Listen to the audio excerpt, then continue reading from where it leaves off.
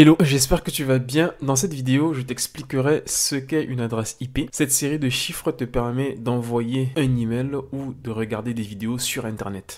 Je t'expliquerai également à quoi correspond par exemple ce texte. Sais-tu ce que représente le nombre 24 dans cette écriture ?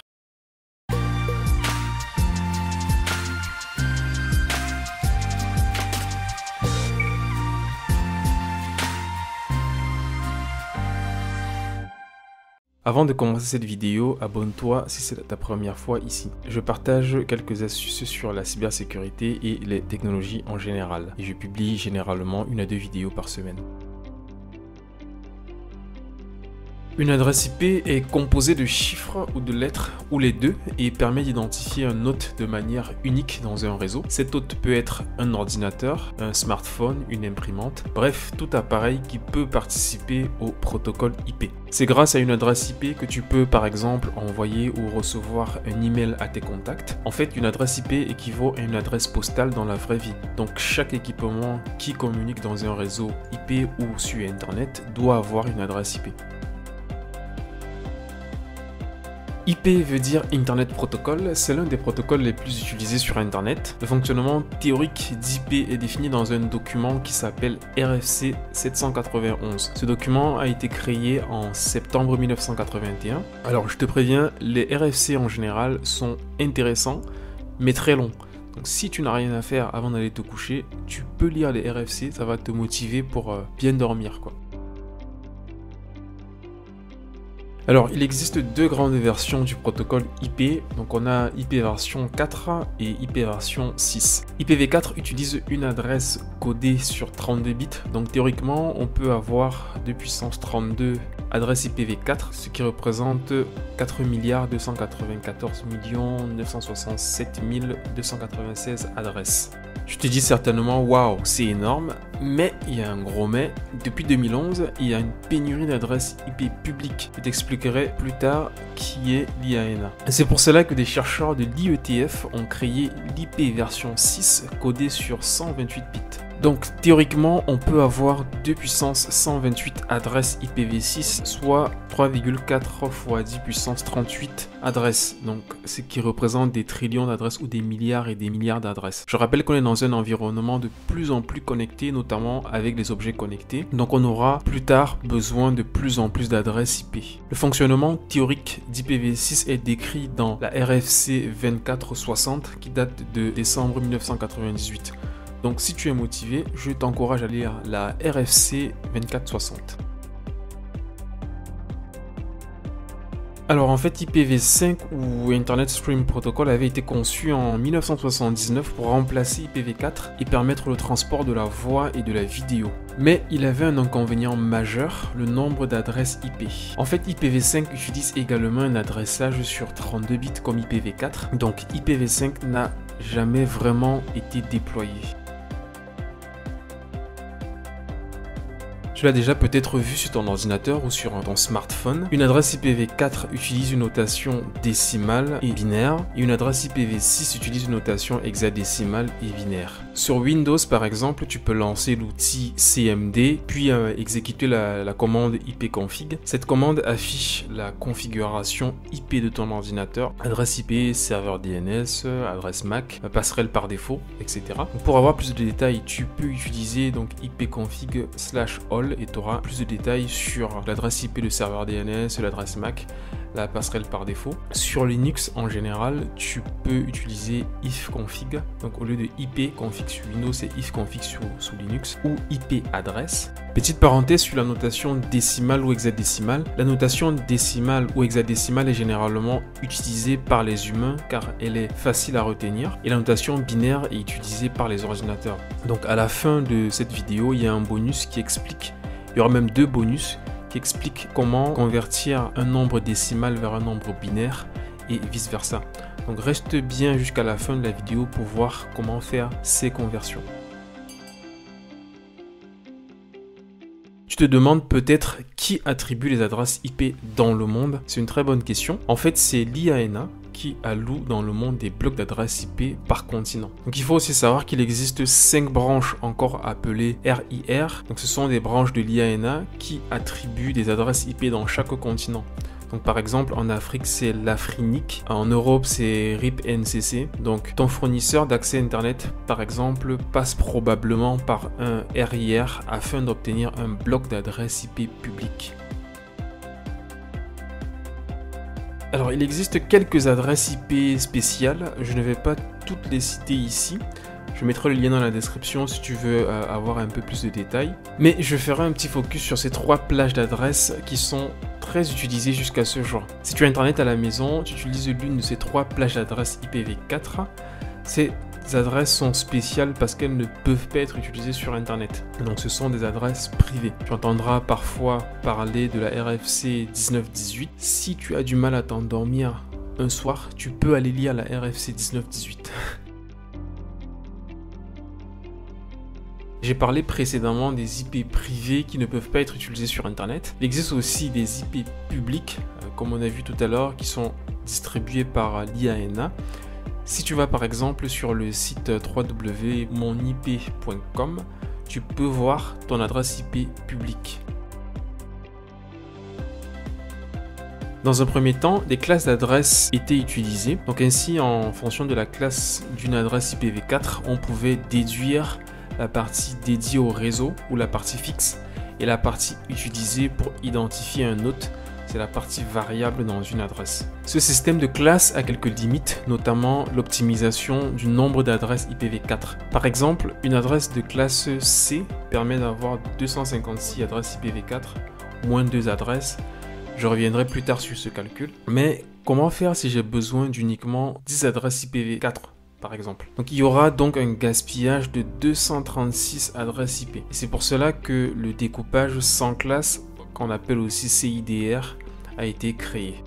Le CIDR utilise un masque de longueur variable qui va permettre de découper un espace d'adressage en blocs de taille variable. Donc parfois, on parle aussi de découpage d'un réseau en sous-réseau. Tu verras souvent ce type de notation CIDR, donc 192.168.1.0/24. Dans cette notation, 192.168.1.0 peut représenter l'adresse d'un réseau ou l'adresse d'un hôte. Et le /24 représente le masque de sous-réseau et permet d'identifier combien de bits sont réservés à l'adresse réseau. En d'autres termes, combien de bits sont fixes dans 192.168.1.0. Donc ici, les 24 premiers bits de 192.168.1.0 sont fixes. Pour identifier un hôte dans ce réseau, on va utiliser les 8 bits restants. Donc, je rappelle qu'une adresse IPv4 tient sur 32 bits. Donc, dans mon exemple, là, on a 24 bits qui sont réservés pour la partie réseau et 8 bits qui seront réservés pour identifier les hôtes dans un réseau. Petite parenthèse sur la notation du masque, il existe 3 écritures. Donc la première, c'est celle dont j'ai parlé, qui est généralement utilisée. La deuxième notation veut tout simplement dire qu'on va mettre les 24 premiers bits à 1 pour représenter la partie fixe dans une adresse. Donc c'est la notation binaire du masque. Et la dernière ligne, c'est la conversion en décimale des 24 premiers bits. Je rappelle qu'à la fin de cette vidéo, j'explique comment faire la conversion binaire vers décimale et dans l'autre sens. Donc pour avoir l'adresse IP d'un hôte, l'administrateur va prendre un nombre dans la plage 0 à 255. Pour avoir le nombre total d'adresses IP d'hôtes dans ce réseau, il existe une formule. C'est 2 puissance le nombre de bits variables, donc ici on a dit que c'était 8, moins l'adresse réseau et moins l'adresse de diffusion. Alors pourquoi on enlève ces deux adresses? Donc l'adresse de diffusion permet d'envoyer un message à tous les participants d'un réseau. Donc c'est donc une adresse réservée et elle ne peut pas être attribuée à un hôte. Et on n'utilise généralement pas l'adresse du réseau sur un hôte pour ne pas prêter à confusion. Donc entre l'adresse du réseau et l'adresse hôte, ça va prêter beaucoup de confusion. Donc c'est pour cela qu'on exclut ces deux adresses. Donc si je reviens sur notre formule, dans un réseau en /24, on peut adresser 2 puissance 8 moins 2 adresses, ce qui correspond donc à 254 adresses disponibles dans cette plage. Donc pour résumer, le CIDR permet d'être plus flexible sur le nombre d'adresses IP dans un réseau. Donc l'avenir, c'est l'adresse IPv6 avec, comme je disais tout à l'heure, l'Internet des objets. On aura de plus en plus besoin d'adresses IP pour connecter tous ces équipements sur un réseau. Il existe deux méthodes pour faire cette conversion. Je commence par la plus simple. Donc on utilise une méthode très simple qui consiste à effectuer des divisions successives par 2 jusqu'à ce que le quotient soit égal à 0. Dans cet exemple, je vais convertir le nombre 17 en binaire.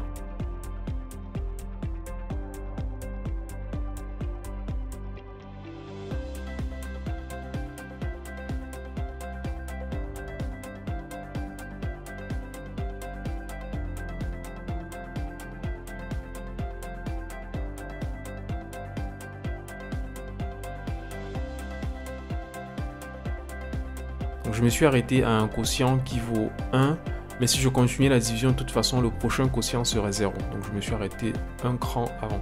Dès que tu as terminé les divisions, tu récupères les restes de chaque division en partant de la droite vers la gauche.